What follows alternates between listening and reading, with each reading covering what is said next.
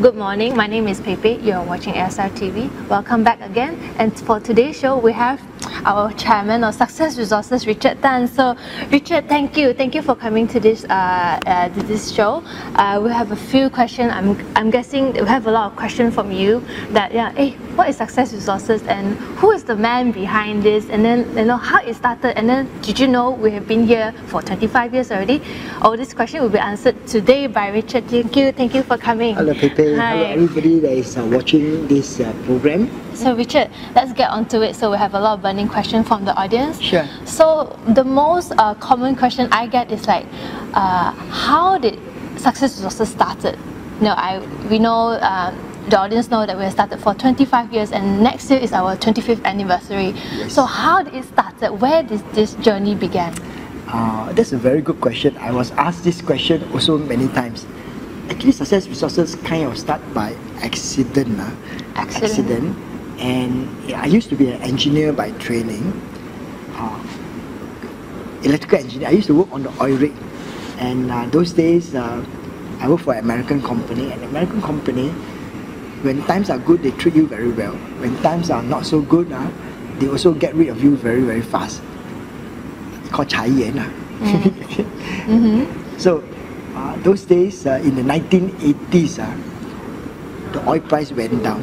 So many oil company actually shut their oil well because the oil price went up. Because every barrel of oil that came up from the ground, the oil company actually lose money, right? So they kept the well, and true enough, I was retrenched, right? So many of my friends who worked with me together, or fellow engineers who worked with me together, they were really upset. They were really angry because when you work on board the oil rig, there's no stopping one. You work 7 days a week, and whether holiday, Hari Raya, Christmas, New Year, Chinese New Year, you have to work.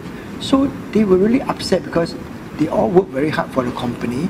When the company need them, and when the company don't need them, they get rid of them. So they were really angry. But I felt a bit differently.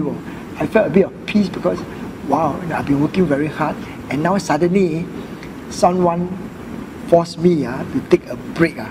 Right? So I was a bit relieved. I have a friend who I grew up together with. He kind of volunteered me to help a non-profit organization. He knows that I'm out of job, he's so free. So the non-profit organization was running a conference at that time. And after the conference over, somebody came to me and nudged me, "Hey Richard, you're quite a good organizer. Why don't you do it full-time?" So I do it full-time from that day to today. That's how Success Resources start. Wow, truly an accident, no? Oh wow, okay. So, unexpectedly you have continued this for 25 years. Yeah. And okay, Success Resources is famous for bringing like world-class speakers to around the world. How did you got to meet all these speakers like Tony Robbins, Robert Kiyosaki? How do you meet them? The simple answer is I meet them because they speak in our seminar. But how do you invite them to come? It all started when we were doing really, really small program, right? And we work very hard to do well in small program. That means we actually fulfill what we commit. So when we do your small seminar well, you build a reputation and trust. Then somehow, the next level of speaker are willing to work for you, to speak for you. And then when you do it well, then word pass around, and then the top speaker like Tony Robbins and other top range speakers say, "Hey, this guy do very well," and they then work with us together. So to answer your question is that it was a progressive thing and not like suddenly, right? It was a progressive thing. We learn our lesson, we gain our experience, then we are able to take on these big speakers. I see. So it's all not like boom like that, but it's all step by step, accumulated success. So from there, Success Resources is a personal development seminar and business seminar. We provide all these workshops and programs. So for someone who is totally new to personal development programs and business seminars, like if they never been up, what will you tell them? Like, what will they gain from this? You know, they say, I can learn this from YouTube videos, from podcasts, reading books. What is the difference by coming to a live seminar? That's a very good question. I got this question more today than last time, because today social media and many information are readily available. Yes, yes. Now, I want to just give an example.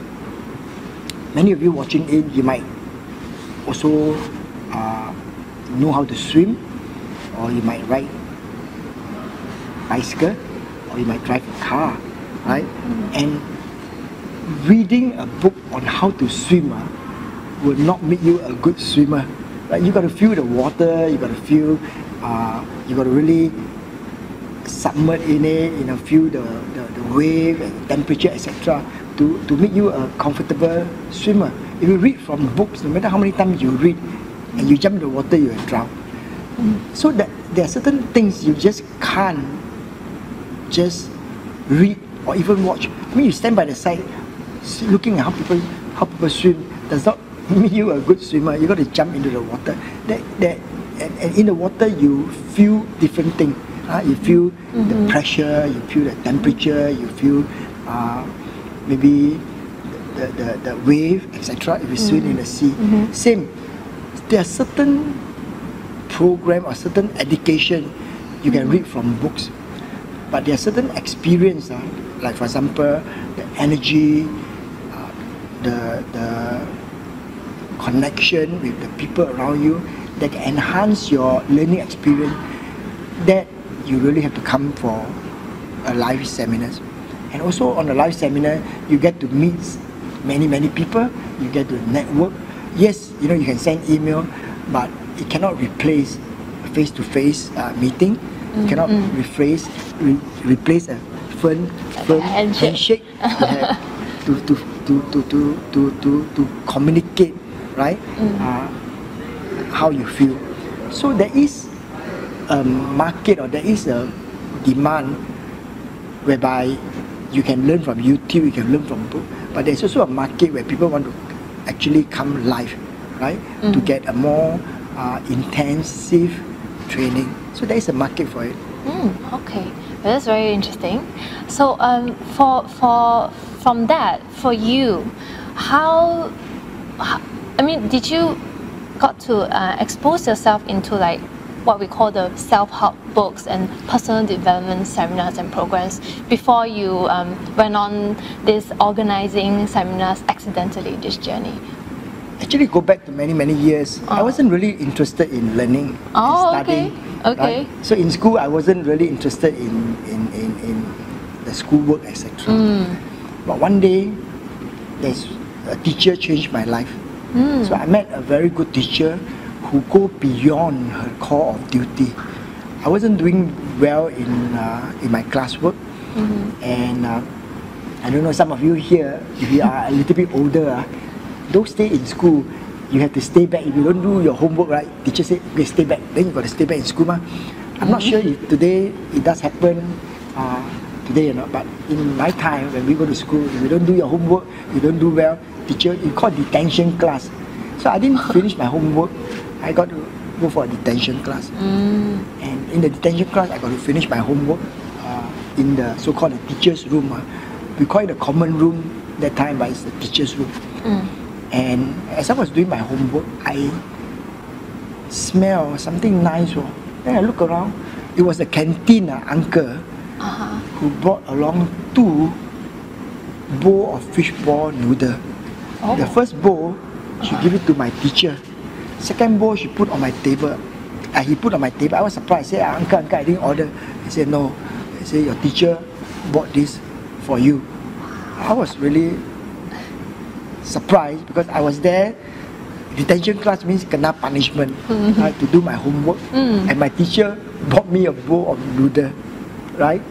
And I was really touched, right? But in short is that, because she went beyond her call of duty to look to take care of me, and so I was really very touched.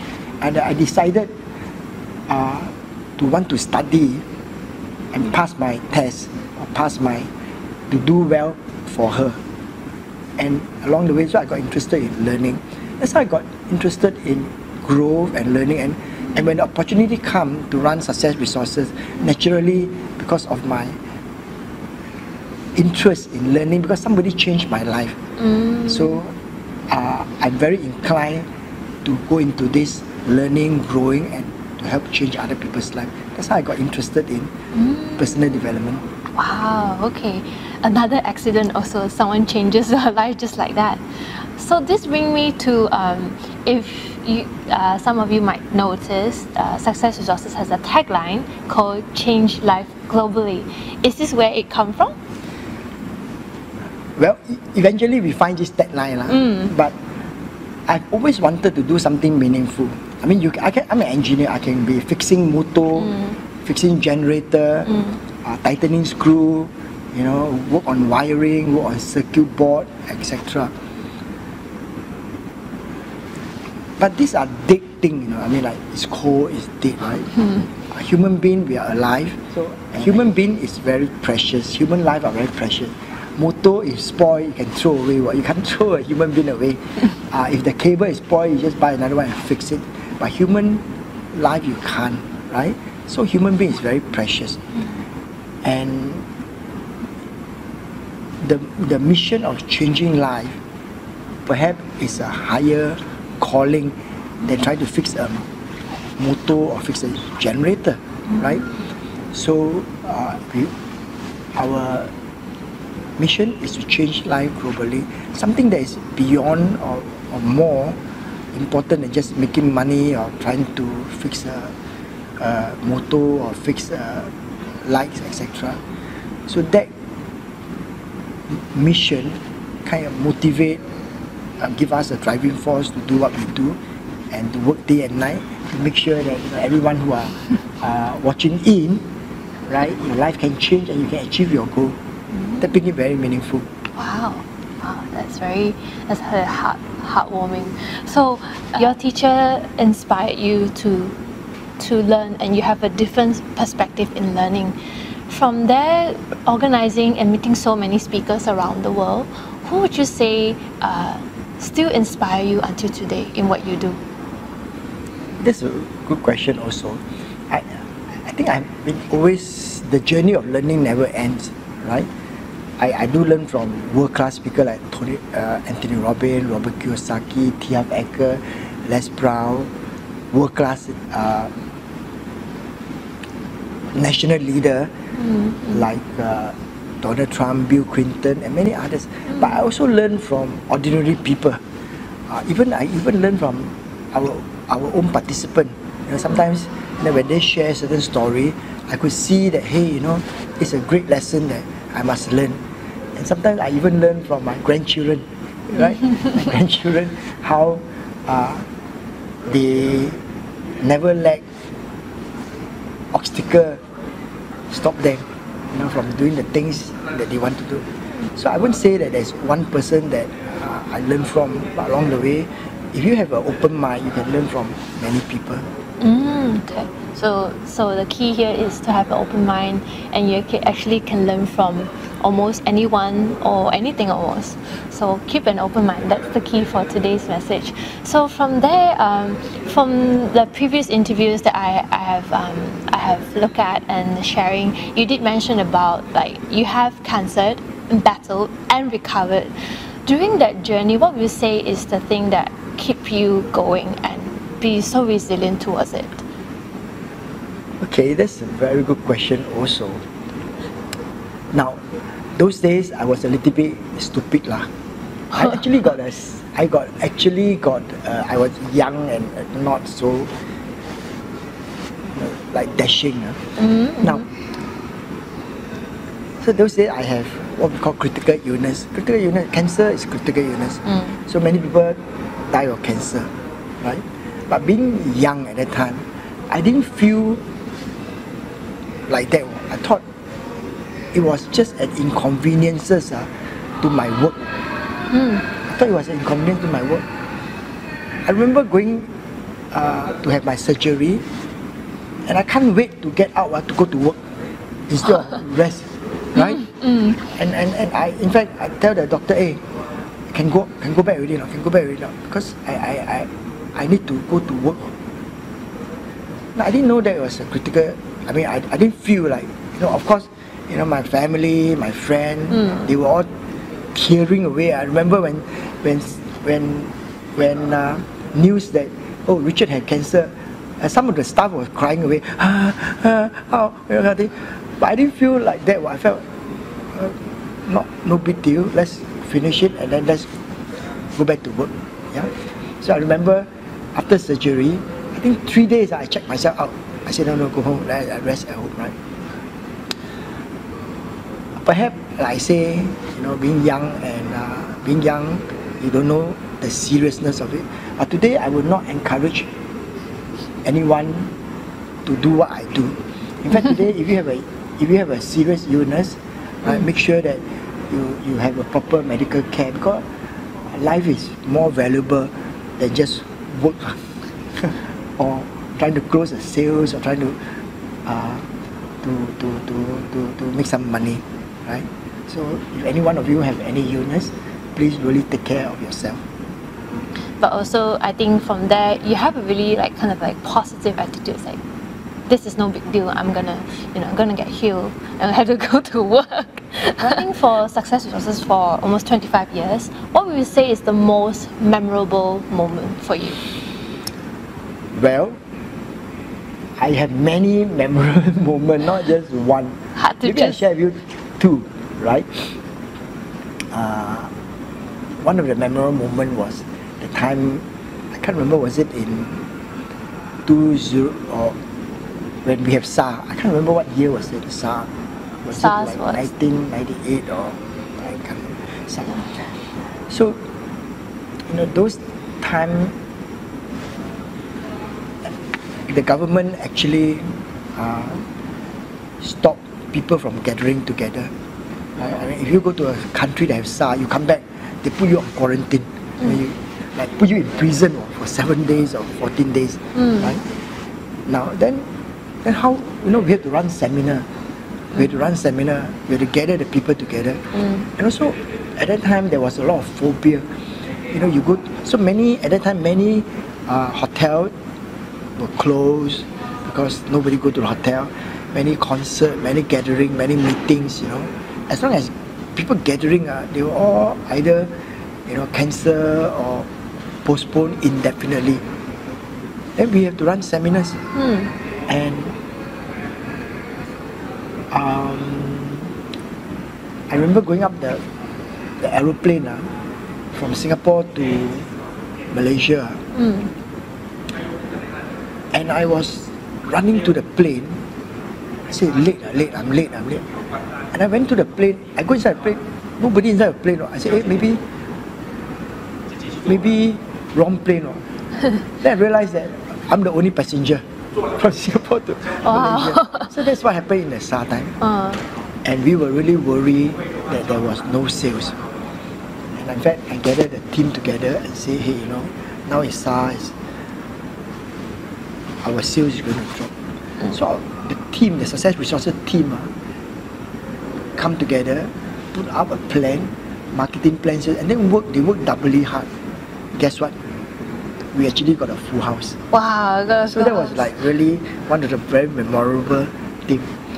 Another memorable incident over the last 20 years, there are some programs make money, some not making money.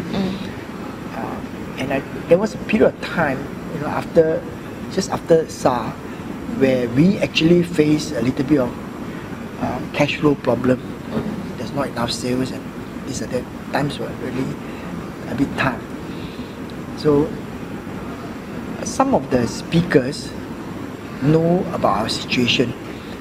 In fact, our business model is that every time a speaker speaks, they will sell product, and Success Resources will have a split. That's how we make our money, right? And there was one speaker. He went up the stage and sell, and he sold very, very well.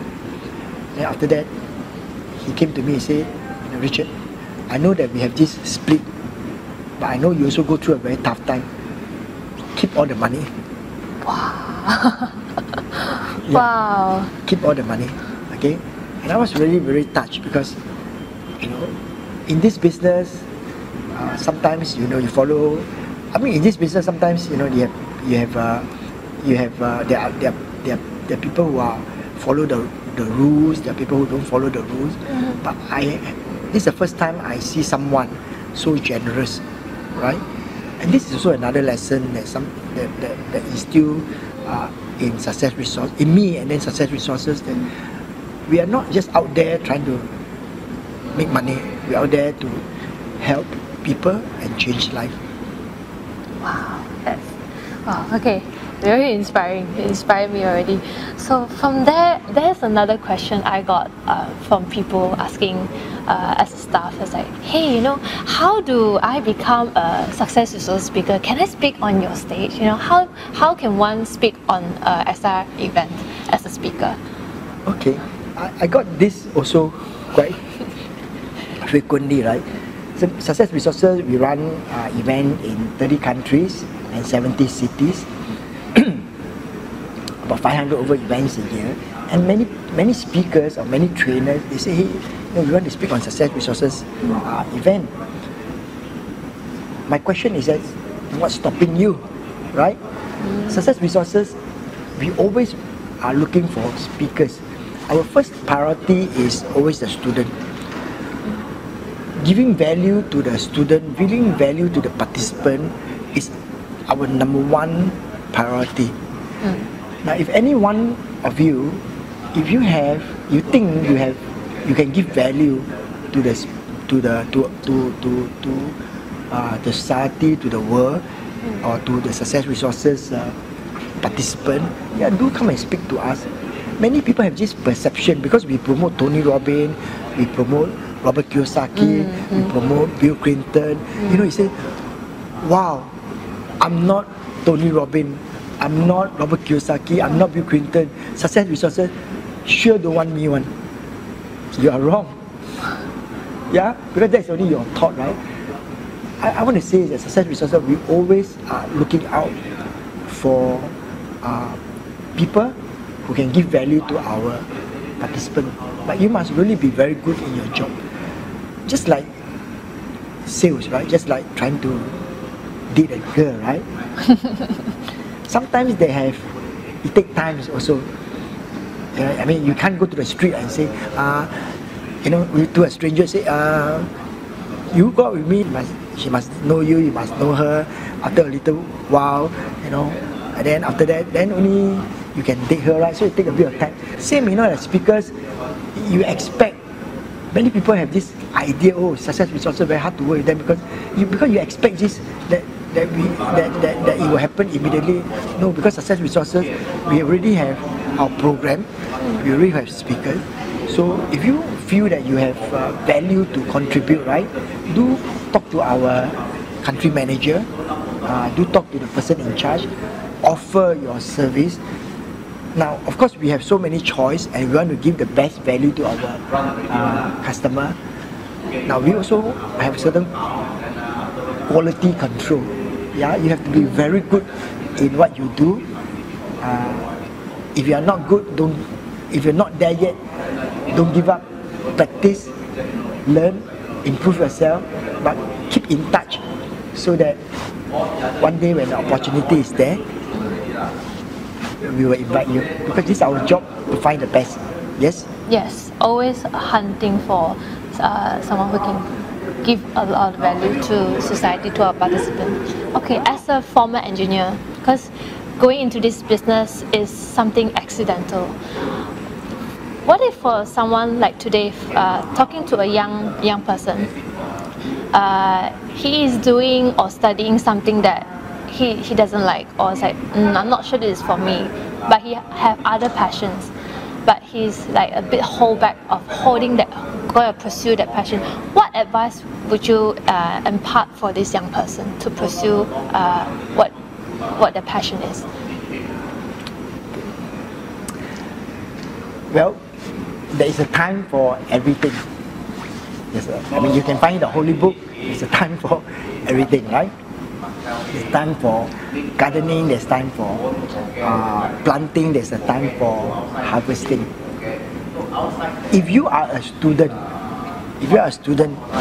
what is your first priority? Your first priority is study, right? Studying. But some of you may say, oh, what I study, I cannot make money. When you go to school, your studying is a kind of being in school and following so-called the process is also part of learning. Like for example, you cannot go to school anytime you like. There is a schedule.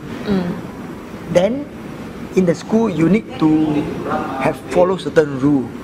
In school you have friends. In school there's activity. So just being in school and going through the process is a way to develop yourself. Okay. Correct? Now, so if you are a student, what is your first priority? Do well in school.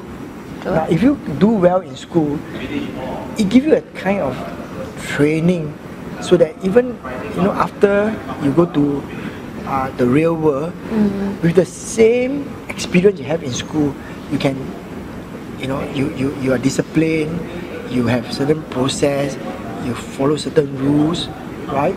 And you can grow and become successful. Let's talk about the passion. You don't have to, but you can always do 2 or 3 things at the same time. But there is time. So in school, study. During in school, it's not your first priority is not to make money. But if you are making money, that's fine if you can. But between making sure that you do your schoolwork well and making money, the priority is to do your schoolwork well. If you have extra capacity, then you can go for your passion and make money, right? And you have your hobby, and do other things. Then after school, then you pursue your passion, and then later on you have start your business and you have family. So when you have a family, what is your third priority? Family, yeah. So I'm just saying that there is always family and your loved one. So I'm just saying that there is time for everything. So really it's about be patient also. Yeah. And the time will come when it comes for you, when you're ready for it. Okay, wow, that's something I learned also from this. What is your definition for success? What's my definition for success? Well, I've been asked this question also quite a bit of time. Okay. Now today, the world definition of success is very different. Today when somebody have lots of money, they drive a big car, they got a lot of power, they say, you're very successful because you have lots of money, you have a big title, you drive a big car, you're very successful.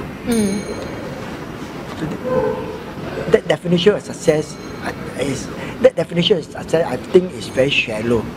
Very shallow. Yeah, because you find that, if you read the newspaper, there's no short of people who have lots of money but who are unhappy, who are depressed. Okay? There are no short of people who are very talented singer, movie star, but very depressed and even commit suicide. Correct? Now my definition of success is this. Today, if my children vote me as the best father in the world, I feel I'm successful. Today, if my wife say, if I'm going to live again, I'm going to marry the same man. I'm going to marry you. You are the best husband in the world. I feel that I'm very successful.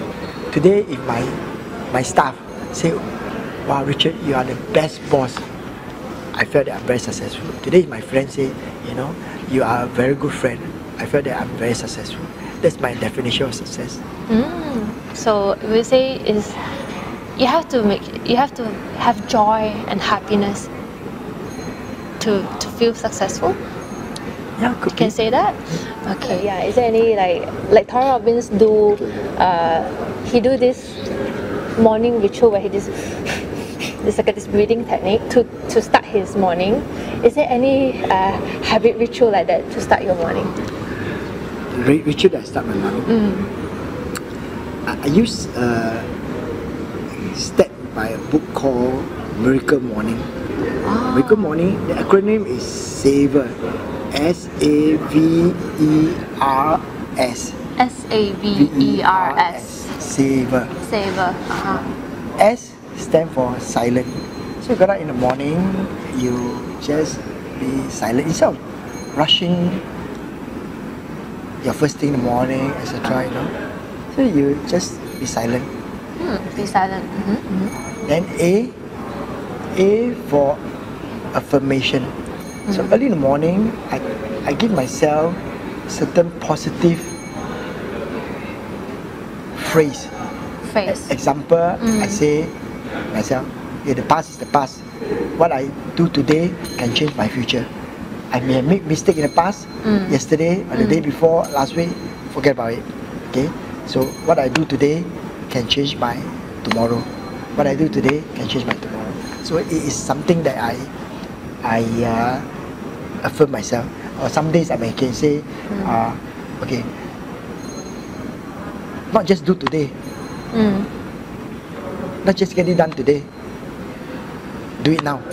A lot of people say, I'll do it today, but I said, do it now.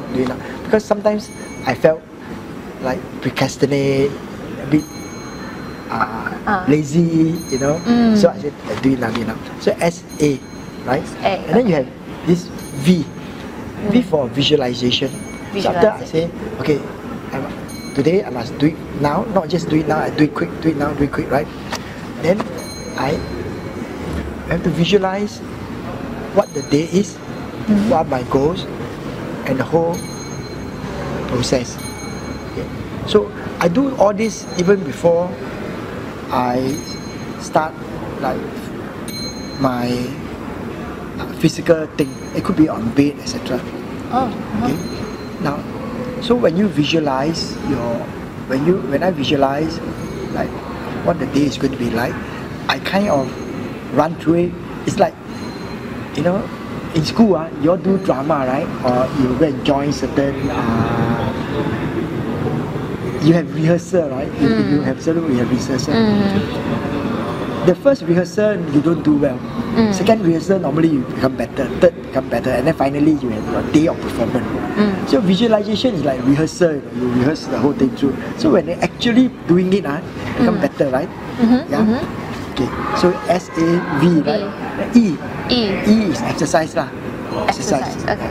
So there's a period of time I slept a little bit. There's a period of time where I'll be the first person in the gym.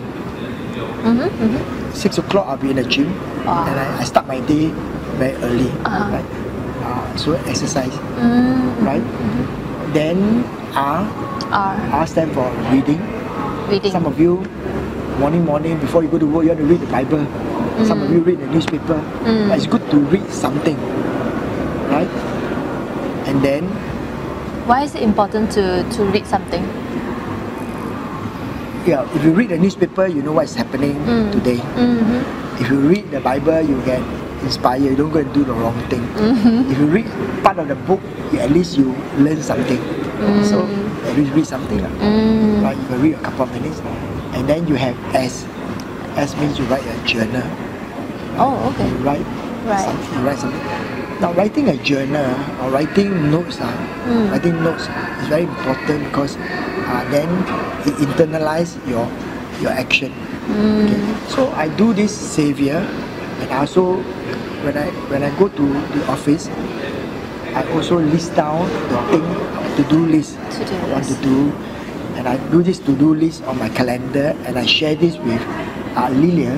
Lilia will know all my to-do list real time. I type it down, she will see on the computer, this is what I want to do, what's the time, etc. And she will support what I do.